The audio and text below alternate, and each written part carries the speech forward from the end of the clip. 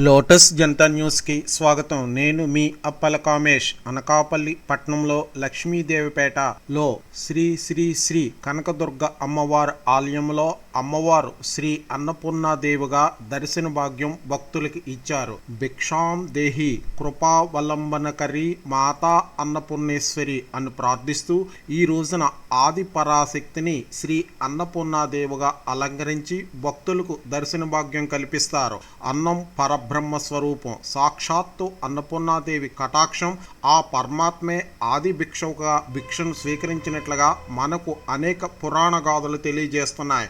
భోజనం చేసే ముందు ప్రతి మానవుడు అన్నం భగవంతుని ప్రసాదంగా భావించి స్వీకరిస్తారు. ఈ రోజున అమ్మవారు వామహస్తమున అక్షయమైన అన్నపాత్ర, దక్షిణ హస్తమున ఒక గరిటెతో భక్తులకు ప్రసాదిస్తున్న మాతను మనోనేత్రంతో దర్శించుకుంటూ భక్తులు పరవశించిపోయారు. ఈ దేవాలయంలో దర్శించుకున్న భక్తులు అమ్మవారికి ప్రసాదంగా పిడికిడి బియ్యం ఇస్తామని, ఆ బియ్యాన్ని మనం వాడుకునే బియ్యంలో కలుపుకుంటే ఎటువంటి ఆహారానికి లోటు ఉండదని ఆలయ అర్చకులు శ్రీ ప్రతాప శర్మ తెలియజేశారు. ఈ రోజు పూజా కార్యక్రమంలో కాకి శ్రీనివాసరావు దంపతులు పాల్గొన్నారు.